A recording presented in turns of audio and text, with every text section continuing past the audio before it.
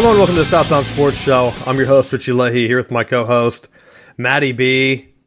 And we talked a little bit of World Cup. If you want to hear the live show and some of the pre-show stuff, you can go to patreon.com/Southbound Sports and sign up.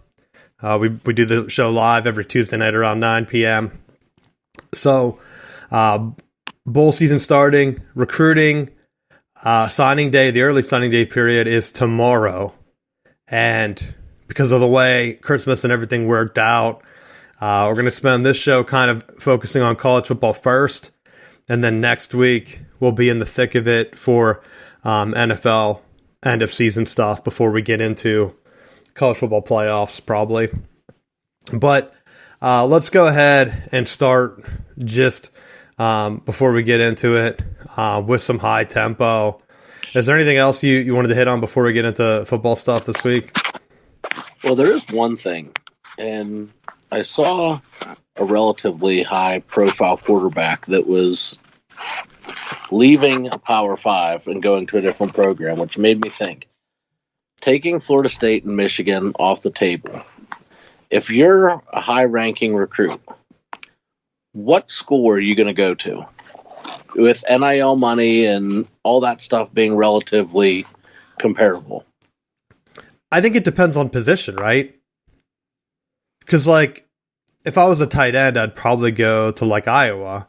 If I'm a cornerback, though, am I really going to go there? Like, that's not maybe, like, I guess I really wouldn't want to be in the Big 12 either, because you don't want to be tested every single day.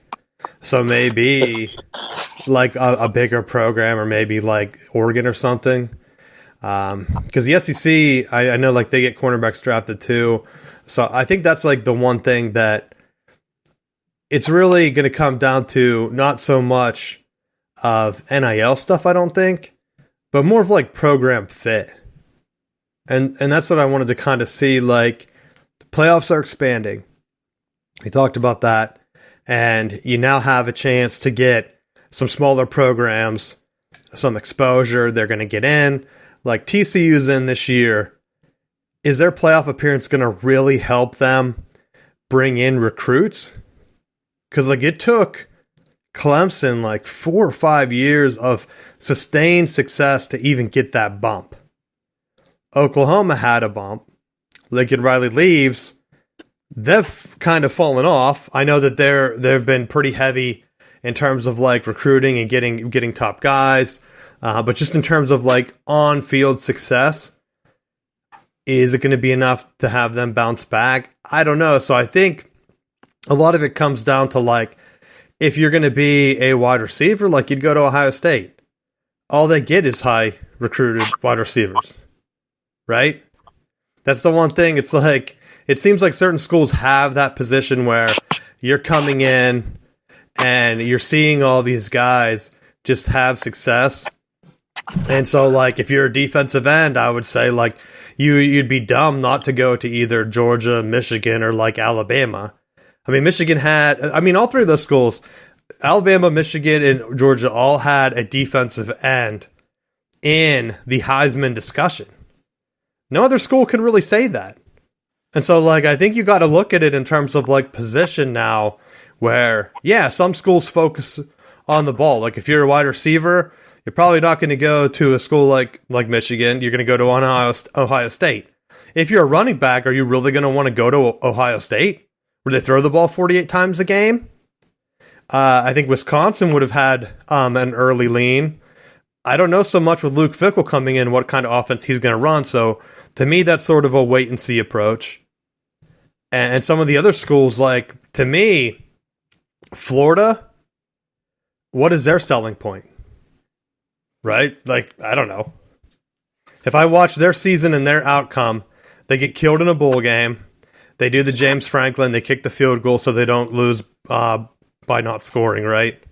And then they put out a graphic saying they scored, like, in 400 straight games or something stupid. It's like, all right, awesome.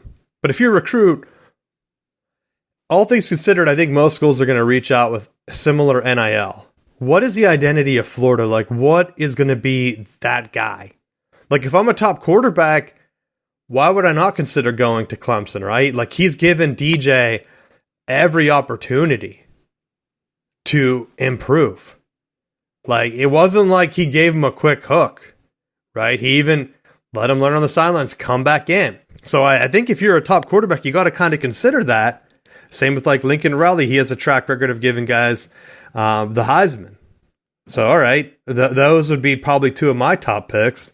And so I think if you're trying to recruit against that, it's hard getting some of the guys. So I wanted to get your thoughts too, like with not only NIL, now we had over 700 people in the transfer portal.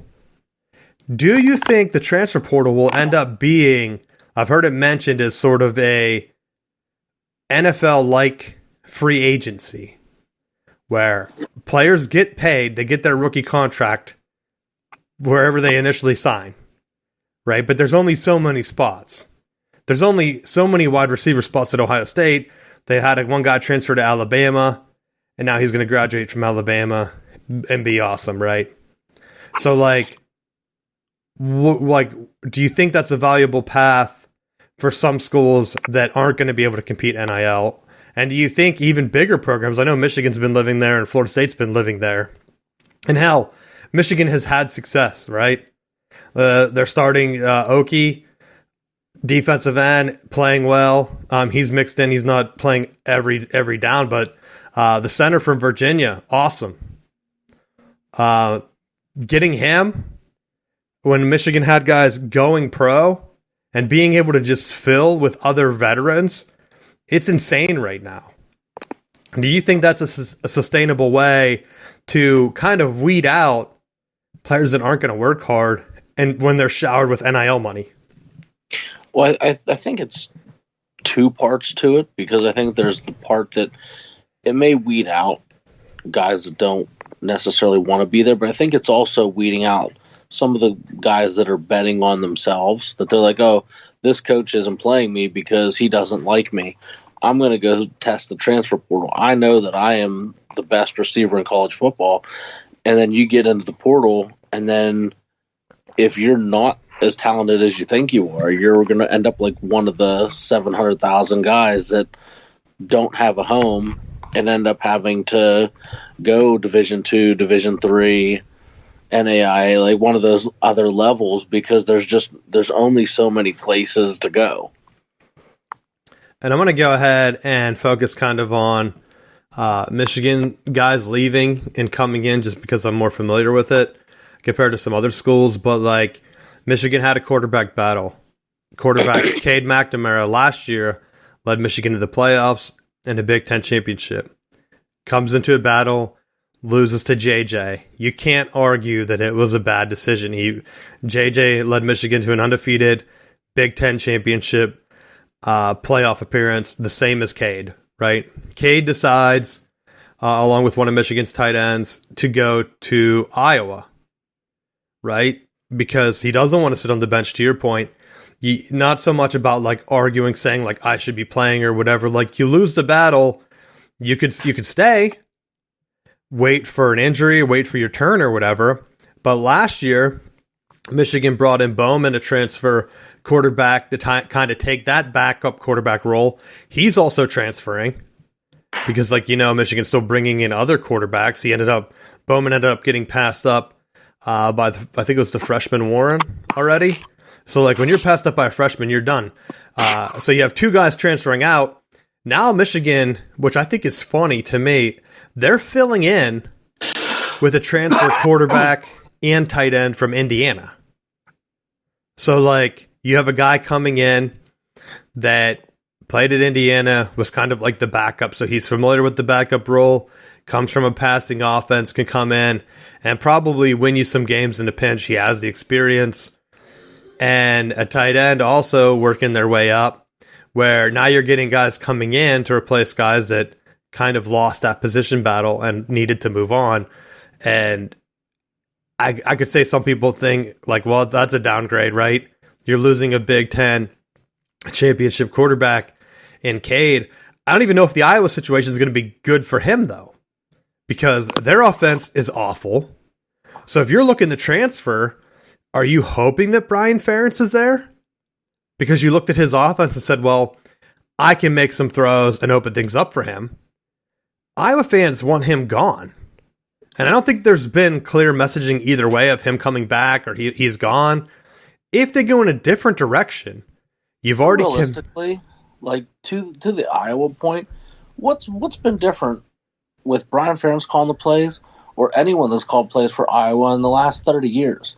Like, they're still a pro-style offense. They're still, like, they're going to win a 9-3 game. Like, those are things that you come to expect from Iowa. Like, they're going to knock off the number one team from time to time and then lose to someone that they have no business losing to. Like, that's Iowa football.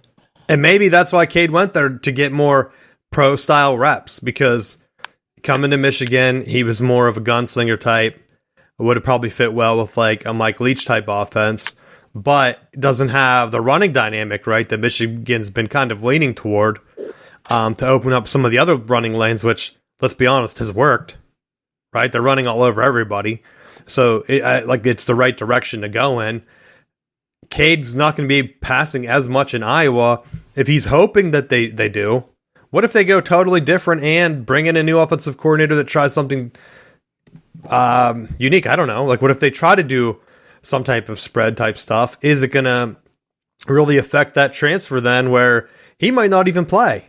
And I think you've seen guys transfer one spot and then immediately transfer after spring camp, right? For that same reason. So that's another thing where I don't think you want to put all of your players and hopes in the portal, because you don't know exactly what's going to happen, right? You don't know, are the systems going to be the same? Is everything going to go as planned? What coaching changes are going to happen? Because things aren't set for this early period. There are still going to be coaching moves that are happen later.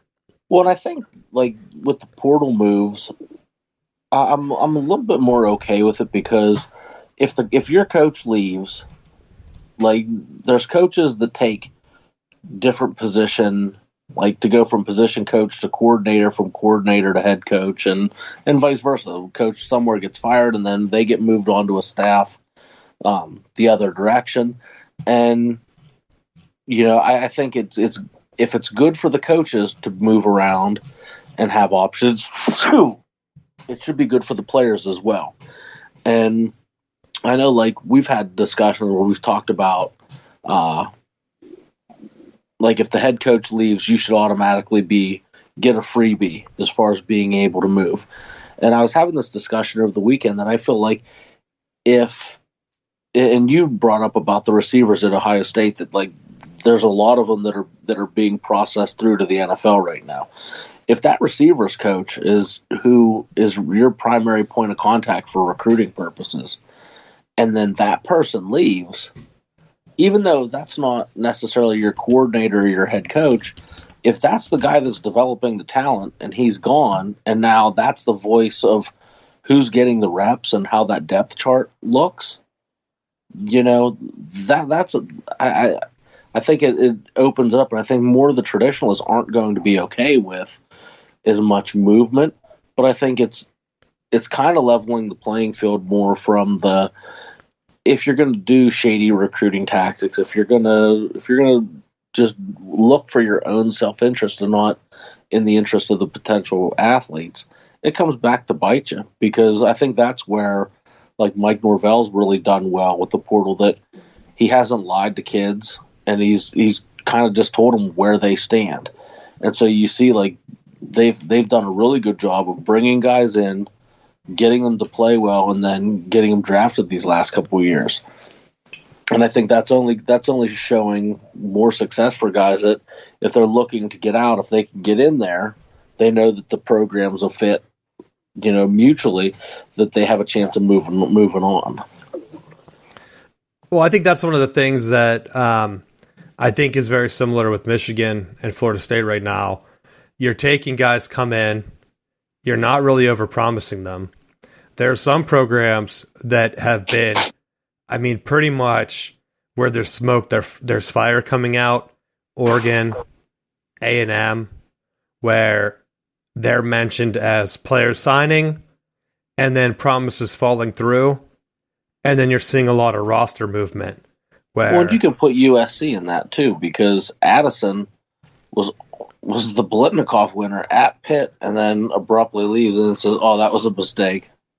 yeah, and like I said, you're hearing some of the top same programs. I think Miami's one of them too, where you're getting promises from boosters, and if they don't follow through, that aren't really affiliated with the football program, there's really nothing that you can do because they're not affiliated with the school. You sign with the school, not with the booster per se. And that's where you hear about some of these schools that have the big time boosters, and you're almost wondering, all right, are they going to be able to take that step and fulfill this? Or Michigan's been focusing mainly on just like collective deals where, hey, we're going to get you to use the Michigan like branding, sell your own merch, whatever. And then you also have a cut of whatever our funding comes. So as we win and the funding goes up, and there's like 2 or 3 of them, so I don't know how many. I think one of them's like all athletes, maybe one of them's for football only. But as they get more success and more money coming in, I think it's easier to recruit some of these guys. I think even Blake Corum went on a podcast a couple days ago, if not yesterday, and said that he's still 50-50 right now on going pro based on his projections after his injury. And like if you're able to make the same doing an NIL deal, you're already coming off an injury, right? The NFL might not end up being guaranteed how many rookies get drafted in the middle rounds and then get cut, right? A good bit of them. So, like, if you're going to be able to have that and work your way up to maybe a top first or second round pick where you're then going to get guaranteed money next year, it could be an equalizer. I think that's where the transfer for Michigan's coming in, where they're picking up big time offensive line transfers from Stanford, guys that don't have to go back to college, guys that could go to pro. But I mean, even Oki that I mentioned, the defensive end, he came in for 1 year. Most people thought it was going to be one and done. He came out and said he's probably coming back because he wants another year to kind of build his body. You're making NIL deals, right? You're already successful. If you can show like, hey, this 1 year wasn't just a fluke, maybe I can get higher numbers. I've already seen Michigan put however many defensive ends in the first round. There's some other ones, even like Mike Morris this year. I know he got hurt at the end, but like guys that could potentially go in the first round again in this draft. Like, why would you not? And so, like, if guys just aren't going pro early, though, because they're staying for Michigan, I think it kind of makes it tough to balance some of the recruiting. And the number one big thing that I think a lot of places aren't mentioning right now are the COVID things, right? So I've talked to a couple people that like work closely with football teams, and they've said that with the COVID year and having players come back for like, there was one guy, was it from Oregon, where he got granted a 9th year, which to me, it's like insane. I'm trying to look, well, I think I sent it to you, where he comes in and he plays in 2016, he gets his red shirt. 2017 is his first season.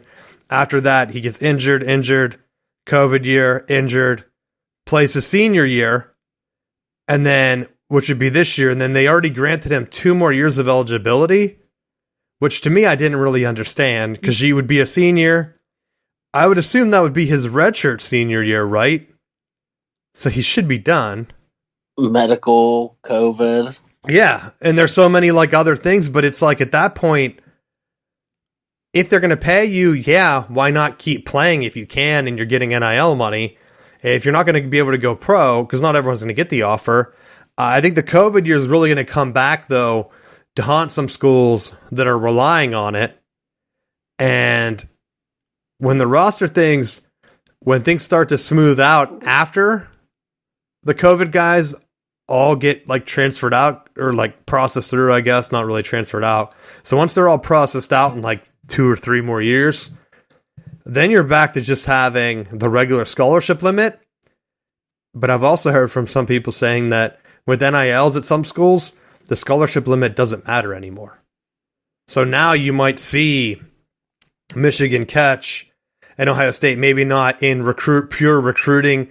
We're going to pay, what did Ryan Day say, $13 million a year for like the incoming freshman class.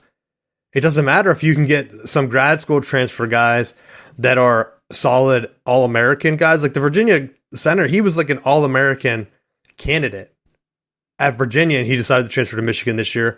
Played awesome. I think he was ranked through by Pro Football Focus as like one of the best centers in the country. You can't just have a freshman come in and do that, right? If you have a hole and you can fill it with the transfer, it's going to make... I had thought that maybe some smaller schools would be able to make up some ground. Like, look at the success Michigan State had last year. But it's going to be a really hit or miss thing, I think. If you're relying solely on transfers. What do you think your boy Dion's going to do? Because he's kind of taking that approach, right? Offer everybody. Do a Mel Tucker thing. But you can't hit it and then they all go pro or they all leave after that 1 year. And if you didn't recruit well, then you're going to be kind of like, look at this year for Michigan State. Didn't even make a bowl game. Well, I think that, like, if you hit it right and you push them off, then if a bunch of those guys go pro, you can go back to the portal and say, hey, look at what happened. But I think the biggest thing that's going to hinge on his success is going to be the coordinators that he's able to bring in, because if he's not able to maintain those high level guys and attract, like I think one of the things that's been an issue at Colorado is that they haven't really been able to recruit the staff to get the kids in place to be able to compete.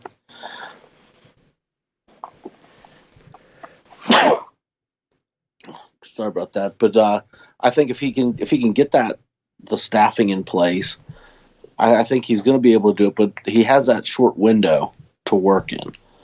That I think if he capitalizes quick, I think he has the potential to really leave an impression at Colorado. That's where having like a big coaching tree and like Dion, he's going to be able to attract those guys, I think. Because being associated with a winning program allows other guys to come in, and you can get some veterans that maybe can come in and help, like just be analysts or whatever, right? I think that's what helps like Nick Saban stay fresh. He's getting guys that failed as head coaches come in and just focus on like, well, what would you do better if you had the other shots? Like, well, I'd focus on this. It's like, all right, perfect, go do that for us, you know. And so you got to have those guys, and then be able to show some type of growth or innovation, right? Like that's why for this, as I look at like the early signing day period, and I know I've talked about Michigan a good bit here, but when Harbaugh came back from the NFL, he was innovating left and right, and the NCAA had how many shutdown events for him, right? Signing with the Stars, where he had the Migos there, like, right?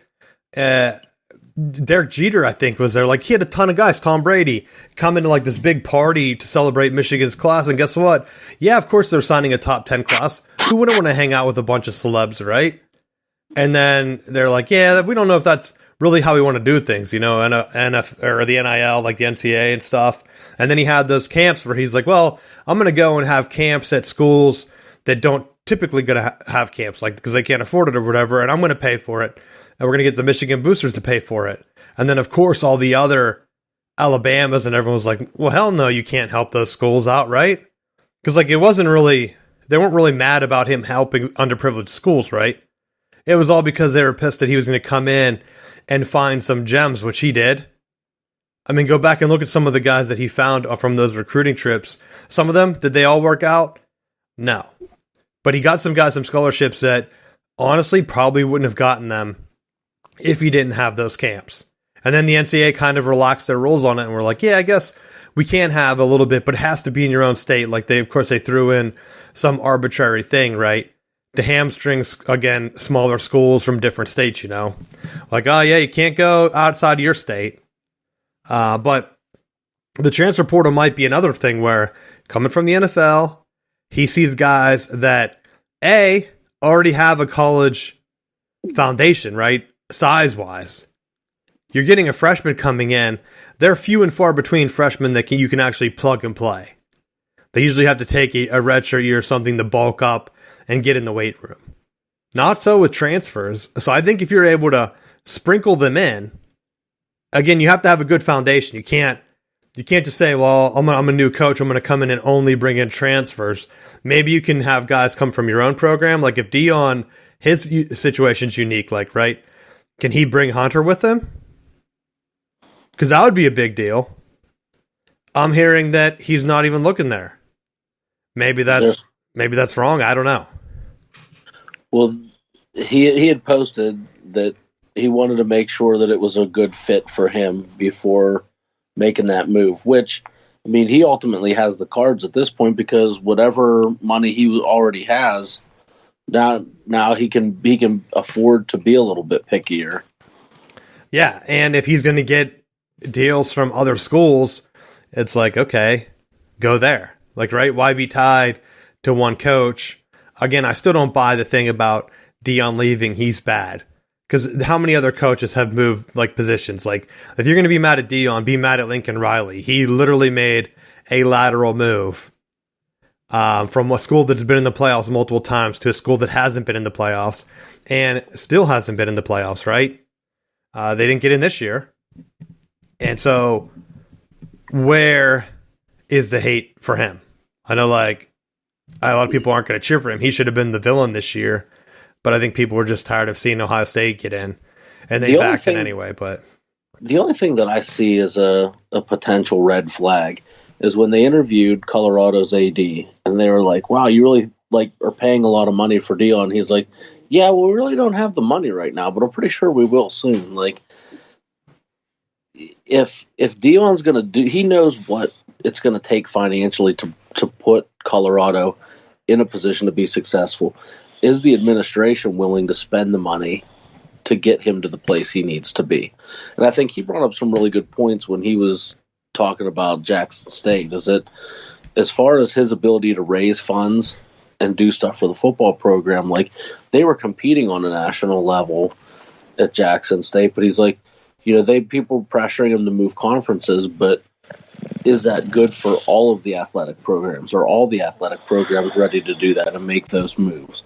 And I think a lot of times, like, as fans, we get blindsided by what's best for football, not taking into consideration how many other athletic programs get affected by those decisions. So I think looking at, if he doesn't have a really strong administrative backing that's going to support the moves that he's going to do, I think he could find himself bouncing around really quick to try to get to the next Power 5 that's going to provide those opportunities. Like, I could see him going from Colorado, A&M running Jimbo Fisher out, and then leaping into an A&M position where they're going to throw all of the money at him to make his stuff happen. Could you imagine that circus there if he was at A&M? The boosters are already meddling. That's why Jimbo's having issues, right? And that's why I think, like, they're meddling, and I think he would be the splash hire that they would look for that would keep them at bay. And he would say, "This is what I need," and the boosters would just pay for whatever it would take. Well, that's the thing where I think certain schools like A&M and even Michigan State, where they come out and one of their top boosters bought the Suns today. And when they were pressed on like Mel Tucker's contract, he like shot down like, "No, I'm not the guy paying for that." So it's like, well, who's paying for it then? Do you guys have multiple boosters behind the scenes? Maybe that's why this is a mess. Like A&M, they don't have a clear direction, where I think where it's easier to be successful as a school like Oregon, where it's Phil Knight, or like when T. Boone Pickens was at Oklahoma State, right? Pulling the strings, like, who you need to answer to. I feel like Dion needs to find that. Going to like an Auburn or an A&M, where it's like this shadow cabal of 100 people or however many. I mean, it's probably only a handful, right? But how often does that work out? Texas is the same situation. You get people pulling you in multiple directions. How are you going to keep them all happy? You can't. It's impossible. So I don't know. I think Dion's going to be successful, though. And I almost wonder, you brought up the money thing. What if he's talking about leaving the Pac-12? Right? Like, we don't have it yet, but we're going to have it soon. Like, he knows the television deal is falling through. I think we talked about it. Maybe we didn't. Maybe it's off air about the Big 12 television contract where they're like making $30 million or whatever, which isn't big by any means. But you're still looking at a situation right now where the latest report came out on ESPN, and there are rumors now that ESPN lost a ton of money again this season, like this year or whatever. It's not the fiscal year. It's like their half report or whatever that's coming out.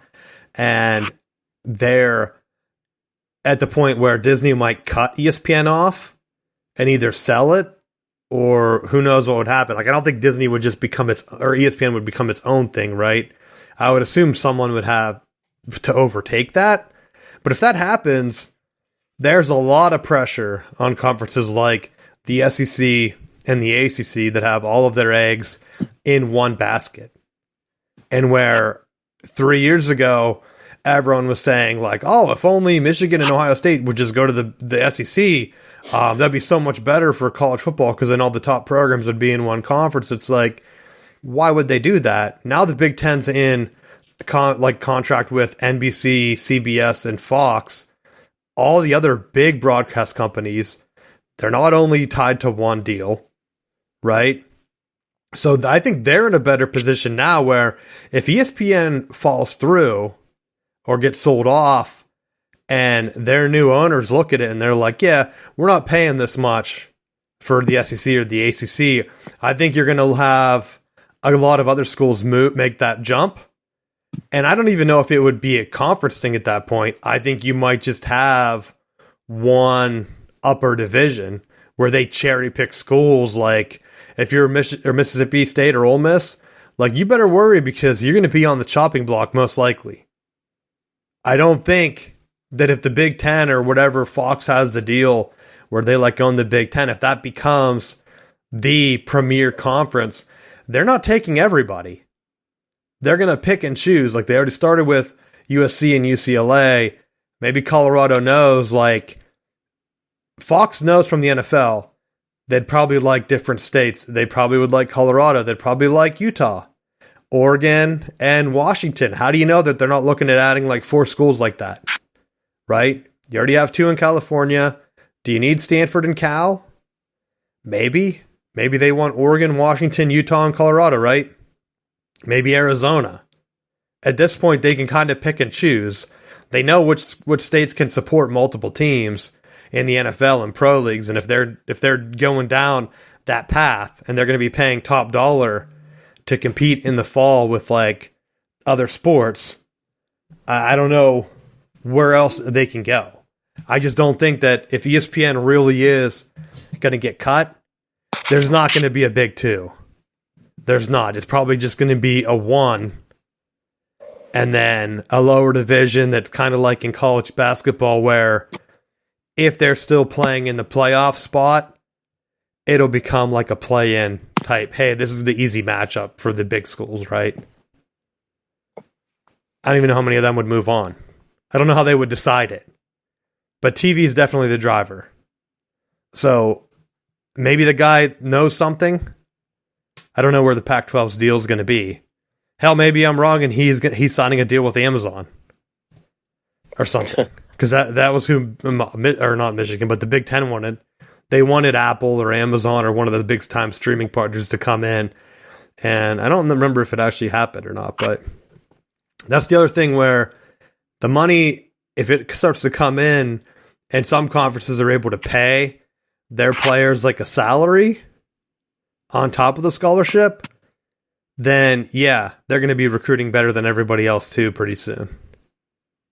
So this is going to be year 1 of insanity. People are already complaining about it, calling other schools cheaters and all this other stuff.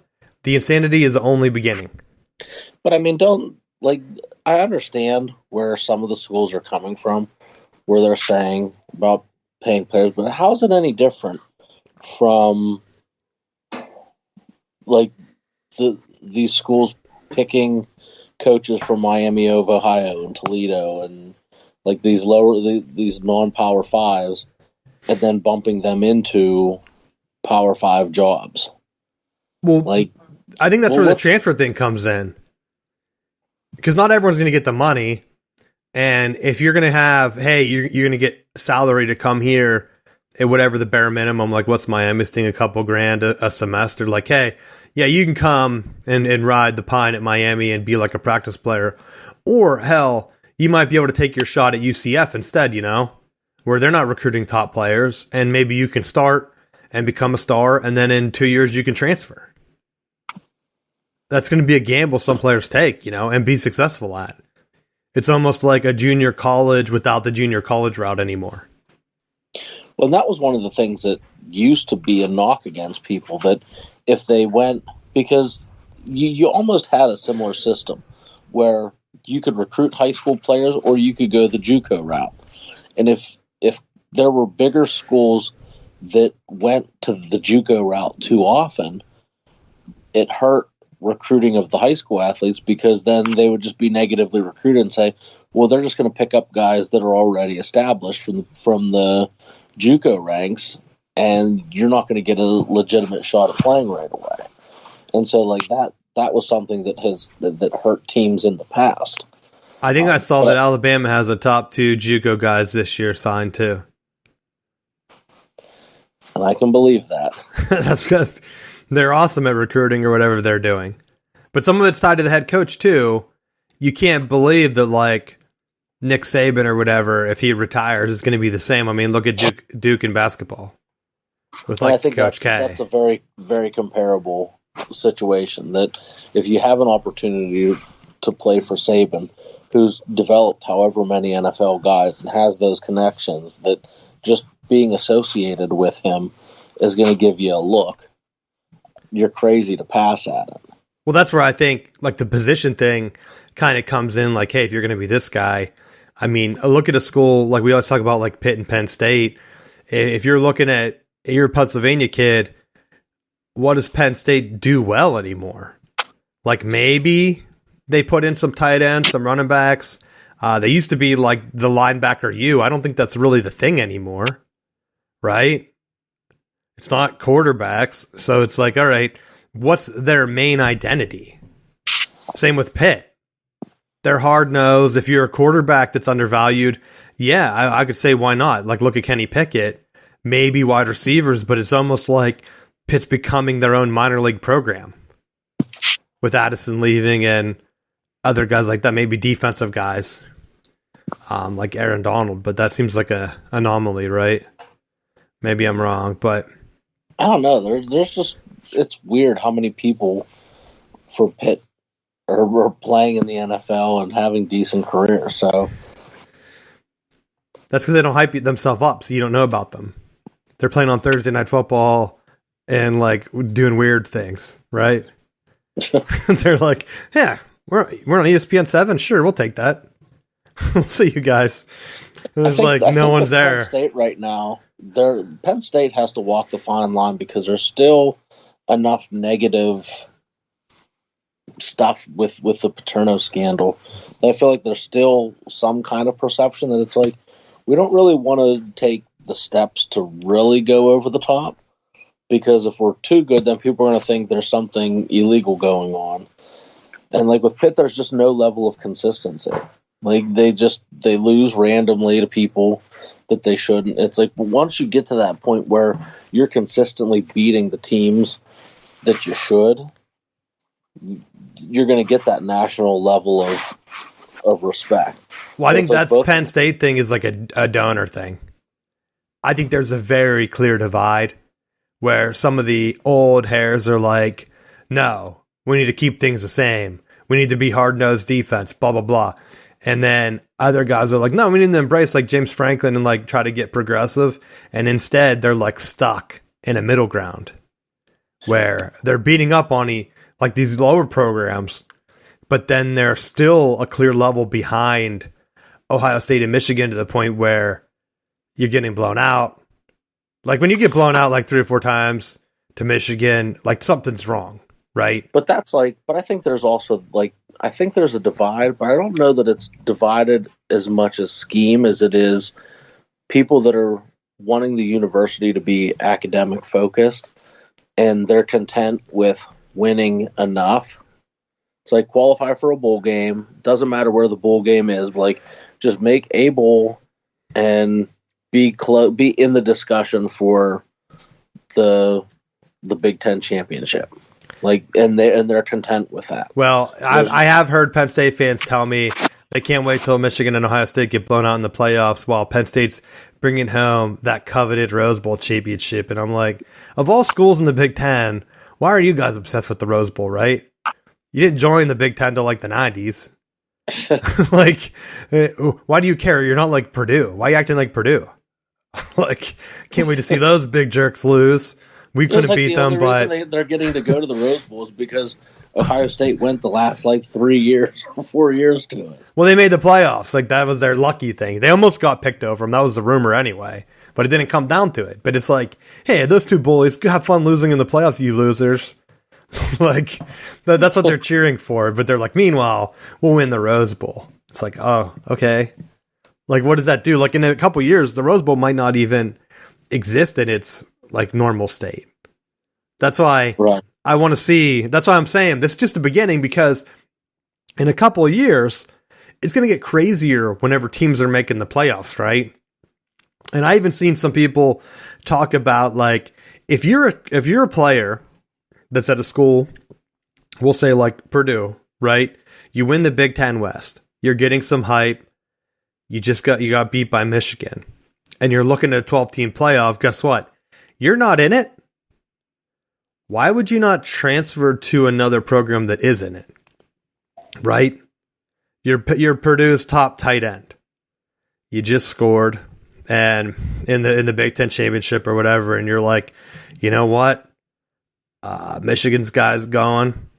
I want to transfer there. You transfer to Michigan right after losing to them, in time to get on the practice squad for whatever, the playoffs, and then you're there practicing, right? Because Alabama's already talking about how their early enrollees are on campus practicing with them. Now, you can't hit, dress, or travel to the bowl game, but would it matter? Like, if you stayed at Purdue, they're playing in, I don't even know what bowl they're playing in.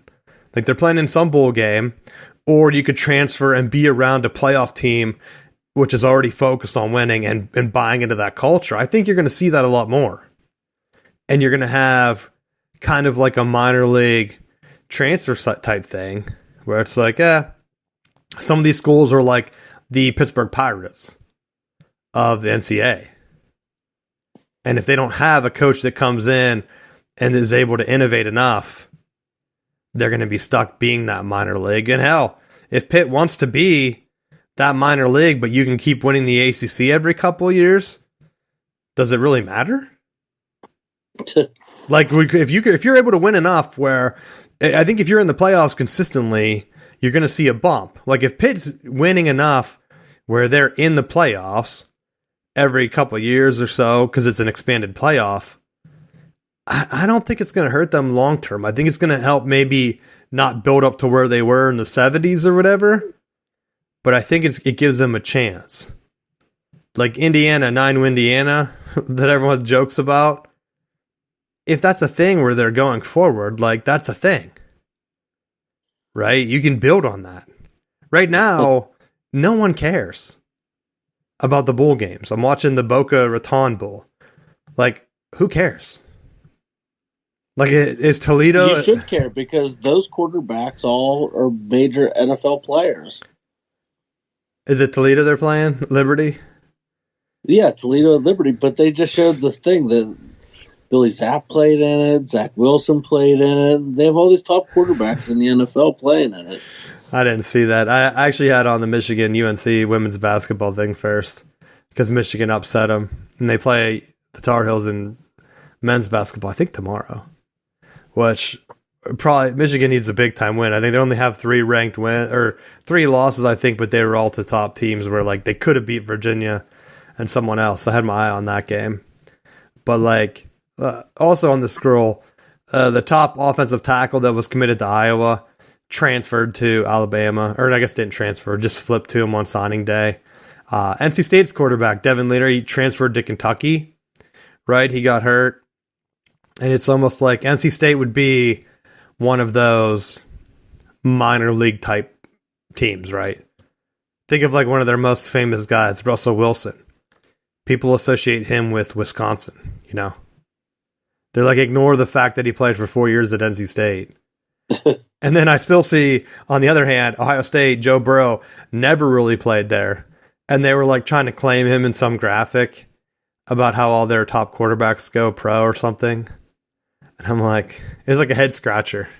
It's like you would think like, hey, if he was your starting quarterback for a couple of years, yeah, I could see that, you know? Hey, if you transfer out from Ohio State, you could be good. It was like him, Fields, and Haskins, I think, is what their graphic was. It was like great quarterback or something I saw. But that's another thing, too. It's like you can only have so many guys. Fields transferred from Georgia, right? Now, the COVID years with Stetson Bennett, if they didn't have that, could he even be playing still? The dude's like 26 years old, right? Right. So, like, I think that's another thing where is Georgia able to sustain their success with Kirby Smart, or is it really dependent on their quarterback play and they just got lucky having an older quarterback for two years if they go back-to-back this year? Like, right? If they go back-to-back championships with Bennett and then they kind of drop off and then they struggle for a few years, I think you can kind of look at it and say, like, maybe having that older quarterback is a thing. Was Zach Wilson, was he older with BYU? Is that what you're describing with Chris Winkie? Was he older too? Yeah, it was like almost 30 years old. Yeah, that's what you need. That's why someone from Penn State was like, their prayers would be is if Sean Clifford got another year. I'm like, they have that young quarterback that they always brag about. It'd be so funny just to see if Sean Clifford came back and it would be like, why? Like, why are you here? And he's like, well, I'm just going to become the coach when I'm done. And he's just hanging around. He just goes right into coaching. He's like the player coach. It's like Juwan Howard when he played with like LeBron at the Heat, where he just eventually stopped going in the game. He just was coaching on the side. And then he just stuck around and became the coach, right? So that's what like Sean Clifford, I think, would be funny if he was able to get that one extra year. But I don't know. I'm trying to watch this like portal stuff, and I keep hearing about like, hey, all these commits. Now they have the team like overall where they're kind of combining the transfer and the recruit. But I'm looking at it, and I'm trying to see, like, do they have everyone in here? Because I feel like they're bumping transfers down still. And, I mean, I guess I get it. Your whole thing, like, as a site is you're selling high school recruiting, right? That's your camps or whatever else they help do here with player development. Their rankings, that's how they make their money. They're not making it on transfers, right?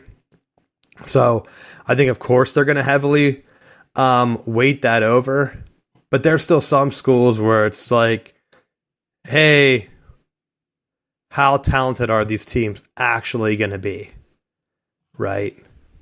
TCU gets a bump.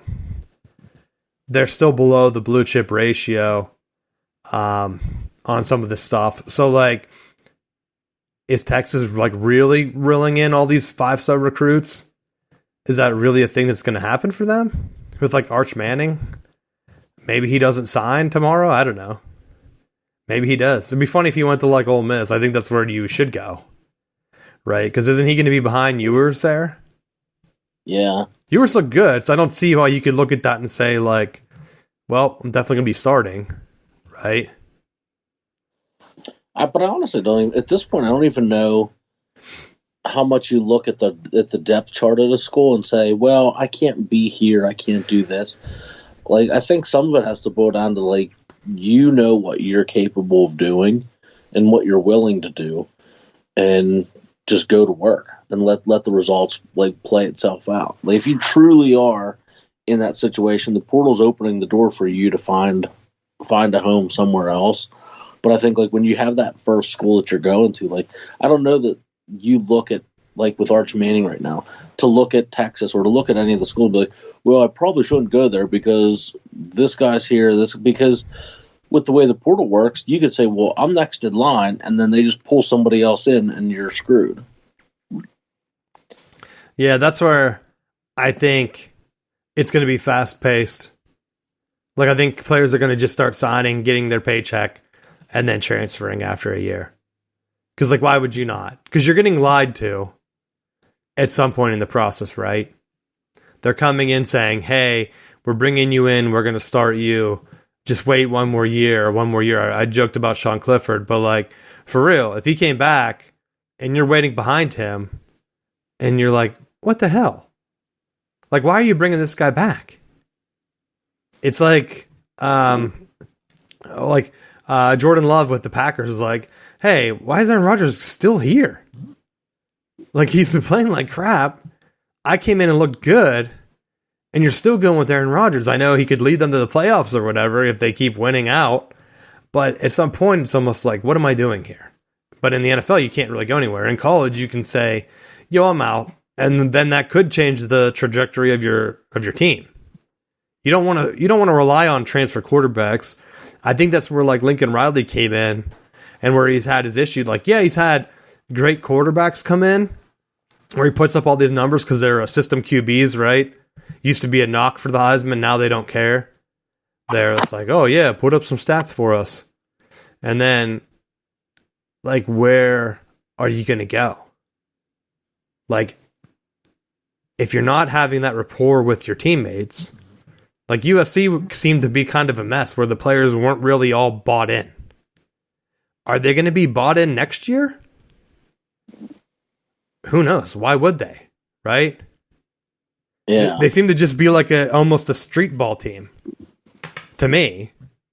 Right? How many teams have had success being a street ball team in, like, the playoffs? Like, none. They're all business-like, right? It's like Alabama. They're like the professional of the professional. Georgia. Clemson, right? I guess Clemson had some shenanigans going on, but that's about it. Other than Urban. Do you think he's kicking himself looking at how Nebraska's, like, paying people for Matt Rule, right? That could have been him. No. They're only flipping guys from Ohio State? Because you look at, like, right now, look at what Peterson's doing with the Jags, like, kicking himself for kicking the kicker. Because he could be in the NFL right now if he wasn't trying to get lap dances after getting blown out. Which I do like Peterson, and we might as well talk. So, fantasy football, man, I bought Trevor Lawrence. This is a callback to way earlier in the year. I bought Trevor Lawrence for $1 in our auction draft. And my plan, I think I talked about it on the show, was to switch him out with Deshaun Watson, right? Because Deshaun Watson coming back, he's a higher upside quarterback. Trevor Lawrence is a cheap get. And now Trevor Lawrence is playing so good the past couple weeks that I can't bench him. Like, I'm almost saying, win me the championship, my man. Like, it's insane. I don't know if you've been following how well he's been playing. But it's to the point where he's winning me games. And whenever he plays well, I absolutely throttle whoever I'm playing, because whatever my average is, like, no, my team's good enough where they're saying, like, hey, you're projected to score whatever, like 16 points or whatever for Trevor Lawrence. So I'm projected to win each week by like a couple points. Trevor Lawrence is predicted each week to score like 16 points. So he started on week 9, 16 points. Then he went for 20, 24, back down to 16. In the last 2 weeks, he went for 32 and then 26, where he's outplaying his average by over 10 points. It's insane. Like, he's scoring 4 touchdowns and running for touchdowns. Where it's like, if he plays like that for the next 2 weeks, because they're battling for a playoff spot, he plays against the Jets, which are in a downward spiral, right? And then he plays against Houston, also a poor team. Now, maybe he comes out. Last time he played against Houston, he played bad. He had a ton of passes, but he had 2 interceptions. That would be our championship game. But this week against the Jets, like I'm wondering, like, is he going to revert to the mean and play like crap? I really have no other option, right? Because who do I play? Watson? Watson has looked like complete garbage. He ruined that team for me, right? Because I had Amari Cooper, and he was doing awesome. He was one of the best wide receivers, like in fantasy. The last couple weeks, he dropped out of the top 10, Matt, because he's been scoring less than 10 points a game. He's now ranked 14th wide receiver, Amari Cooper is. And 100%, it's because of Deshaun Watson. I know Cooper had like a hip injury or whatever, but Watson's been playing so bad that his stat line with him is 8, 6, and 9 points. He's getting targeted like 7 times, but he's only able to bring in 2 catches out of those 7. Or like the one game he was targeted 9, he brought in 4 of them. So like, if you're missing half your throws, like that's on the quarterback, right? Well, and that's like you're saying about that. Nick Chubb was doing really well for me. Last 4 weeks, he had 8 points. He had an uptick of a score with 19, and then 8, 8, 9. Yeah, because Deshaun Watson, bro, I'm telling you. Just flatlined him. Because he does nothing. Watson had 5, 16, and 12. So, like, if Lawrence had, like, a toe injury or something, and which he's been playing through, and maybe that's what's focused to him, where he's, like, got this pain, so maybe he's not thinking as much as he did. But, like, to me, that's the one guy where, like, Deshaun Watson has screwed the Browns so bad. I don't even know. Like, even Baker, though, is hit or miss. Like, he threw that one interception that was bad. But then the week before, he had the game-winning pass, I think. I think that was the week before. So I don't even know what to believe. I honestly don't even know who to play. Because, like, I have Christian Kirk, too. And he was kind of handicapping Lawrence. But when Lawrence gets hot now, he hasn't been throwing the Kirk. He's been spreading it out to the other guys, I think mainly Zay Jones. And so I'm like, do I keep riding him? And my boy Henry and Eckler, they're both hit or miss, it seems, where one usually has a good game, but not the other one. So we'll see what happens. I'm in the semifinals now. I got 2 more weeks. The Bucs defense screwed me. The week before the regular season title, they were like negative something. Where if they were positive and if Stevenson played and didn't get hurt, I would have won. Of course, this week I benched him because they said he is still suffering from that injury. He had 15 points or 21 points or 25 points, Matt, and he had that stupid lateral, which to me, I don't know if you saw that play, but at the end of the game, I guess everyone has probably seen it. At the end of the game, just if you're listening to this weeks later, Stevenson gets the handoff. There's 3 seconds left. He tries to break it, which he does. He gets down to the 30-yard line, and he makes a pass or like a pitch back to which guy was it for the Patriots? Do you remember? No. It was one of their wide receivers. I want to say Myers, but maybe it wasn't him. So he does a nice lateral to him, and it obviously isn't set up. Because they obviously didn't think Stevenson was going to run for 30 yards, right? So people were like, was that a scripted play? Oh, yeah, I just scripted a 30-yard run. I thought, well, we're going to script a 30-yard run here, and then we'll lateral it, and then we'll go from there. Like, no, you idiots. It's not like he threw a 30-yard pass that was immediately caught and lateraled. How would they script that? Could you imagine, oh, yeah, let me just run for 30 yards. Oh, why didn't we call that play earlier in the game? Ah, well, we're saving it for the lateral. That's our lateral play. 30-yard run. So he runs for 30 yards, laterals it. And then, of course, instead of just getting the ball and trying to run with it or do something, because he had kind of an outside lane, as soon as he caught the ball, he tried to turn around and throw it to Mac Jones. Which, if I'm a player on that team, the number one guy, I think, who could run for a touchdown, it would never be Mac Jones. I would never think who's going to finish this off for us and be able to run and outstretch the defense on the other side of the field. Mac Jones, perfect. Because he even said, oh, I was trying to get it to Mac Jones. Why? Everyone else is downfield because it was a running play.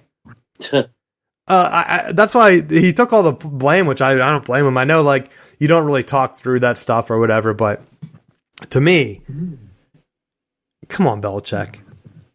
you guys have to have some type of situation awareness where I've never seen a guy panic and throw the ball backwards 30 yards to the quarterback, which negated the entire run. And I know time was running out, but the Raiders guy catches it, runs up, he just trucks Mac Jones, which I thought was hilarious. And then he ran for a touchdown. If Mac Jones doesn't fall over, if he just kind of like stays in front of him, they probably go to overtime. There's only one way the Raiders scored there is if Mac Jones gets killed and just falls down, which is exactly what he did. And then there's no one in front of him at all. Like, he couldn't just bear hug the guy and slow him down enough to maybe he's like trying to lateral it or something. And then you get like someone else to run up and tackle him. Nah, he got destroyed, which made it all the funnier for me. Because not that I don't like Mac Jones or whatever, like, I don't care. But he's been yelled at his coaches, which, again, Patricia, that moron. We'll see. Maybe I'll be singing his praises if Stevenson dials up 2 30-point games for me, you know? him and Trevor Lawrence. Let's just see here. Stevenson I drafted just on a whim because I thought, people are really hyping him up. I got him for $11. Let's see who else. I'm playing Devonta Smith. What'd I get him at? 15, which wasn't bad. Kirk, I think I spent a little bit more. No, I got him for 12, which I was kind of surprised. I was like, yeah, you get them. And then, of course, like Trevor Lawrence, I got for $1, right? That's my team. So hopefully, if you listen to the show, you can cheer for my guys. I don't know who I'm playing at tight end. I have Bellinger from the Giants, and I have Cole Kmet. Whoever I play scores like 1 point, and then the other guy scores like 8 or more. So whichever one has the worst game, you can just bet that that's the guy I played. Let's see. Anything you have for the NFL since I kind of shoved it in there? Well, I was surprised with that New England thing that they didn't just take the knee. Like, for as traditional as Belichick is with that kind of stuff, that it's surprising that they were doing that, like, end of game lateral, because you would think that he'd just be like, just take the knee, go to overtime, win the game in overtime, and just be like very like blunt with it. The other one was the Washington Reds, the Commanders, where just say Redskins. That's what I call them on the show all the time. Where they were inside the red zone, and my man Terry was like, "Hey, I'm on the ball," and the ref said, "Yeah, sure." And then he gave him the thumbs up. He didn't give him a thumbs up. He did not give him a thumbs up. If you look at that, and I think Terry McLaurin? Yeah. He came out and said, I asked the guy if I'm on the line, and he said, move up. So he said he moved up and check again, and he said, move up again. And McLaurin said he checked with them one more time, and he said he was good. If you watch the replay, he only checked with them one time. He never checked with them again. He lied about it. The guy told him to move up. He didn't move up at all, which maybe it's on the quarterback, and he stopped because he realized that they were snapping the ball right and they didn't want to get a false start. But I got to say, like, buddy, you're supposed to be on the line. It's clear that the guy told you to move up. He pointed his hand straight down and said, no, move up. You can kind of see him mouthing it. It's kind of far away. But you know he's not saying, he's not giving, what kind of guy, how many times have you ever seen a ref give the guy a thumbs up during a game? 0 times. Unless he's officiating for Ohio State and he's giving him an ass tap after a touchdown against Michigan. I've had some weird officiating. So I'm saying, like, he tells him, move up. He doesn't move up. All you have to see is, hey, the ball's on the 1 yard line. I'm back here at the 3. And I think I'm on sides. Like, no, buddy. What are you doing? And I thought, like, that could be a conspiracy. The one that got me was more of the pass interference. And there was one each way. Like, the Redskins guy got tackled, like, the series before, I think. And they didn't call it. And I'm like, well, that's egregious. And then on the game-winning one, the Giants guy returned the favor and just tackled him. And he had no chance to catch the ball. I'd like... Because at first, I didn't know why they moved it off because I didn't have sound on once again. And I thought, well, I bet this is a conspiracy, right? I got to get this ready for the show. And then I watched the replay and I thought, you idiot, get on the line. Get on the line. You have one job. Someone said, well, they were shifting. Maybe he was moving up because of the shift. No, the shift had nothing to do with him being on the line. He was already on the line. The shift was the slot guy, I think. So you should know if the ball's on the 1 yard line, because I played receiver in high school, and I know not a big deal, right? But just to say, like, you're taught, for some people that haven't played out there, you're taught to, number one, know what yard line the ball is on, and then you check with the guy, and you have to tell him, usually say, like, on or off, and he says, yeah, you're good. If he tells you to move up, and he points like, yo, buddy, we're on the 1 yard line here, you should look down and see, because you're on the hash, and count them and say 1, 2, like, oh shit, I am back. Not do a little shuffle. Like, he jerked himself and barely moved.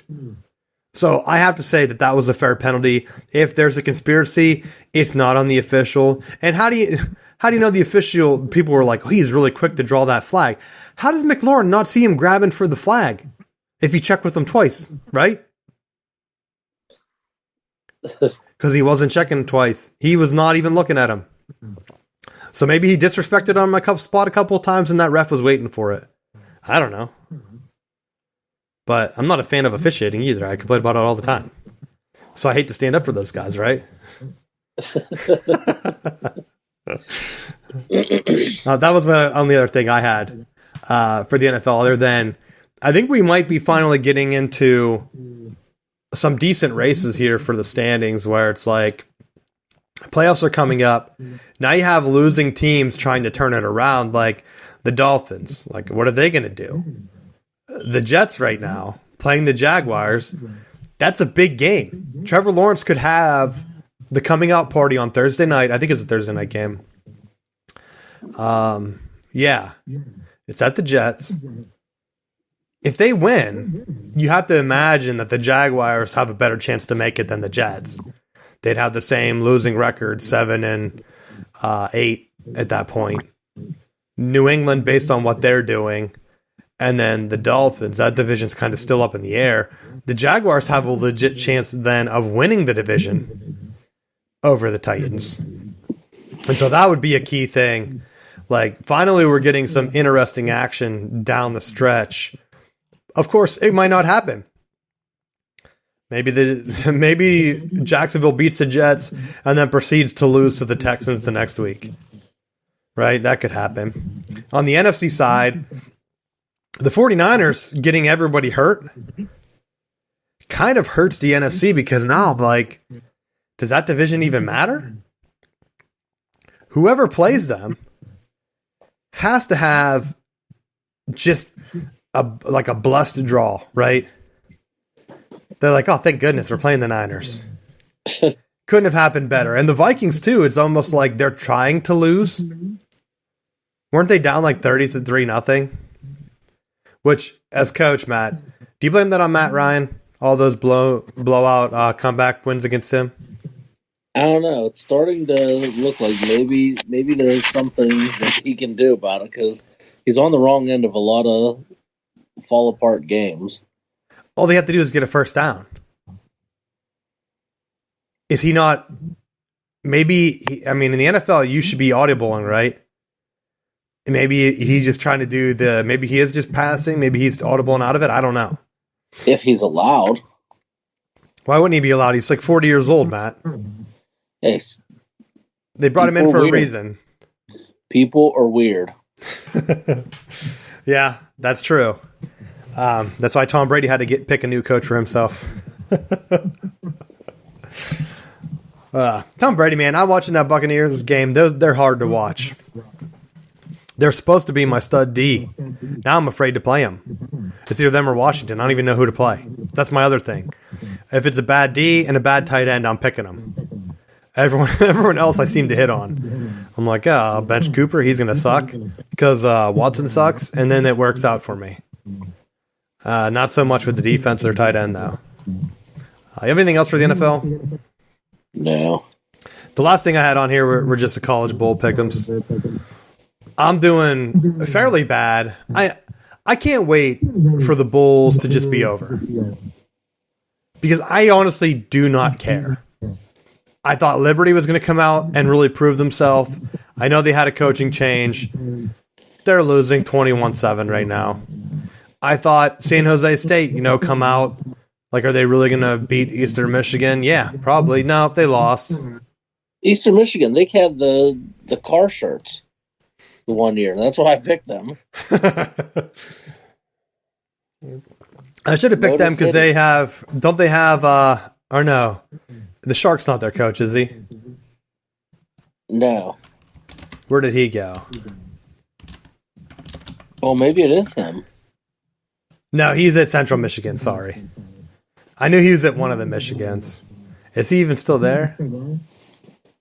Yeah, he's with the Central Michigan. So, let's see what else. They had that ranked matchup between UTSA and Troy, which to me, I was like, this doesn't feel like a good game. The winner of this should be playing Georgia, right? Then the playoffs. In the expanded playoff, why are you giving Georgia a bye? Georgia should get the blessing of crushing Troy at home in the first round of the playoffs. Why not? That's the one big thing that I hope ESPN sells off. Because right now they're like, oh yeah, we need a 12 team. We don't want to pay for the extra games between like these blowouts. I hope new ownership comes in and says like, no, we need one more valuable payout game. We need a weekend of college football, round one, where we have a 16 team. So there will be 8 games, right? And we're going to get this. And then this week, last week, the Troy UTSA game would be. And that's like the play-in game to see who gets to play Georgia. And if Troy pulled off the upset against Georgia, how crazy would that be? But like Oregon State was good enough this year, they should not have been disgraced by playing Florida. Florida was a dumpster fire. I know they beat Utah early in the year. Great season, Florida, 6-6. But I think Florida's a different team if Richardson plays. Well, yeah, if he doesn't opt out. Here's your reward, buddy. 6-6, man. Like, what do they get a reward for?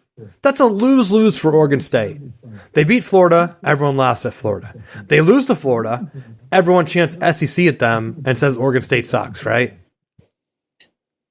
There's no winning scenario for them in that bowl game. And that's where, like, you look at the Pac-12, and I brought up about Colorado's guy or whatever.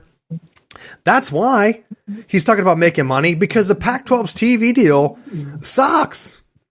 They're playing 6-6 Florida with like one of their top teams in a bowl game on December 17th. Oregon State's ranked 14th. That's not a good bowl draw, right?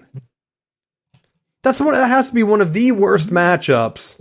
I'm trying to look and see like what are their other matchups? How bad are they? Because I make fun of the ACC, right? Because like their bowl games are just as embarrassing. Washington State played Fresno. Oregon State played Florida. Oregon has to play North Carolina. I know North Carolina was in the ACC championship or whatever. Texas plays Washington. Again, Washington's playing down. UCLA plays Pitt, playing down. USC is playing Tulane. And then, of course, the Rose Bowl. Penn State's playing Utah. I don't think any of those games do anything to prop up the Pac-12. Other than Utah beating Penn State. If they beat Penn State, I could say people saying like, awesome, the Pac-12 did something. Everyone else, like if Washington loses to 8-4 Texas, people laugh at Washington. Like there's no benefit to them playing that game. You don't get clout for beating a crappy Texas team.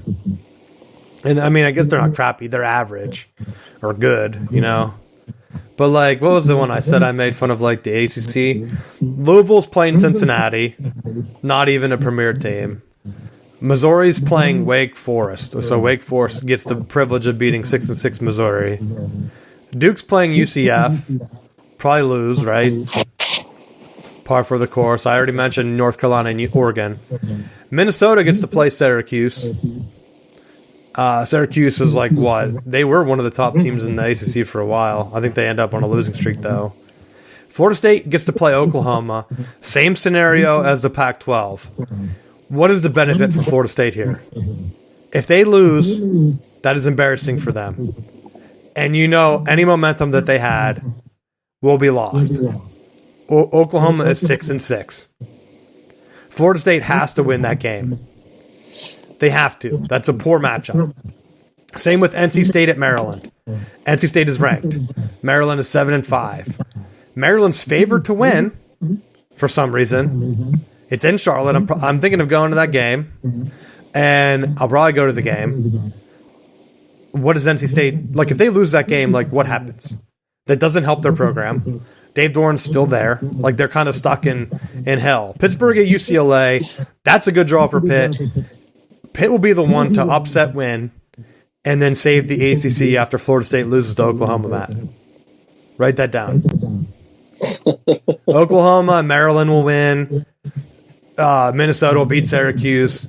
Oregon will beat North Carolina. UCF will beat Duke. And everyone's going to say, like, holy crap, like ACC lost a lot of their bowl games. And then Pitt will come in and save the day on CBS on Friday, December 30th at 2 p.m. And then Clemson plays Tennessee.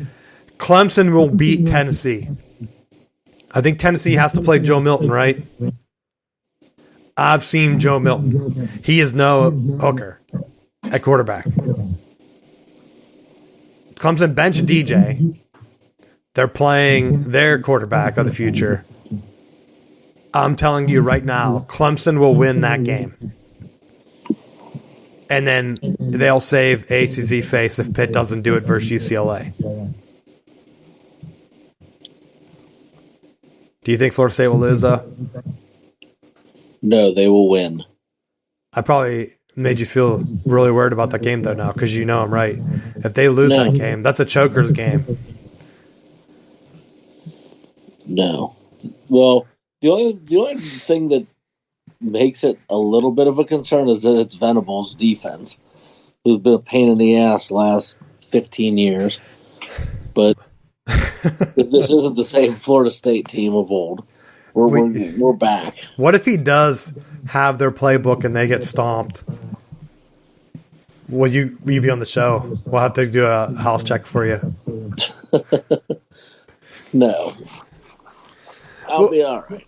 I'm surprised, because I talked about the other conferences, I'm surprised how well the Big Ten is lined up to get some impressive wins, even with two teams in the playoffs. Normally that means that you're going to have some crappy bowl matchups, but like Illinois is playing Mississippi State. Rest in peace, my man, Mike Leach. That's a winnable game. Purdue's playing LSU. That's a Brian Kelly type coach team. Purdue's been playing them for a while, right? That could be winnable. Penn State's playing Utah. Also winnable. Thank God they didn't get USC. I know last time they played them it was a shootout. But they can crush Utah and then hurt the Pac-12, right? Then you have, of course, Michigan and Ohio State. They are in the playoffs. If they get a win in the playoffs, I mean, that's big for the Big Ten. That's an extra payout. If they both win, holy hell, the college football world will explode. Iowa's playing Kentucky. Very winnable, right? And is Will Levis even playing? I thought he opted out for Kentucky. Could you imagine two teams with no offense, Matt? And then, of course, I mentioned Maryland having a chance to beat NC State. They're the favorite. Minnesota's big-time favorites over Syracuse. And Wisconsin's favorites over Oklahoma State. So the Big Ten could have... All right, so just looking through the lines right here. Big Ten gets two teams in the playoffs. They are favorites in every game but three. Ohio State's a dog to Georgia. Purdue's a dog to LSU, which they're familiar with that coach. And then Penn State's a dog to Utah, which I think is an overreaction. Write that down. Utah didn't play well against Florida. Sure, they shut down USC. USC doesn't know how to control the ball. Penn State can control the ball. I'm not saying Penn State will win, but I've said Penn State could be the third best team in the country. We don't know. We don't know how good Ohio State and Michigan are until the playoffs happen. So if they both win and Penn State crushes Utah, you could theoretically say Penn State might have been the third best team in the country. Write that down. Any big picks you have? The big two that I had was I have my number one's Florida State over Oklahoma, and number two was Oregon State over Florida. What did I have? I had mine up. Maybe I didn't. Maybe I checked it out. Oh, no, here it is. I had Baylor over Air Force, which I'll probably be completely wrong on that one. I like that one. Because Aranda is a good defensive-minded coach. Bo Nix option. Bo Nix is coming back. I have Oregon over North Carolina. And then, of course, I have LSU over Purdue. And USC over Tulane, too. I think that'll be a lock. I have Alabama over Kansas State, Georgia over Ohio State, Michigan over TCU, and then the rest of them. I did have Florida State over Oklahoma pretty high. But those are my picks. I think I looked at the thing. I'm 6-5 right now, which if you have a winning record in college bowl pick'em, you're usually doing pretty good. I'm pretty low because I have none of my high percentage picks up yet, but I still have either the highest or second highest max possible, I think, in the league. So, is that going to help me? Maybe not. Who knows? I did win this poll a couple years ago, remember? Whenever that was. I think that was, I don't even know which place I won, but I did win one of these polls. And now that's how I did it. Weighting the stuff late, which I kind of hate the weighting of it. I wish they would do it by line. Right? That'd be way more interesting. But who knows? Anything you got for the final bell? No, that's it. I don't have anything either. So go to southboundsports.com. We got signing day, which would have already happened when this comes out. And then we have the NFL playoff stuff and college football playoff, along with the big-time bowl games on the show next week. So make sure you subscribe, tell your friends, and we will see you next week.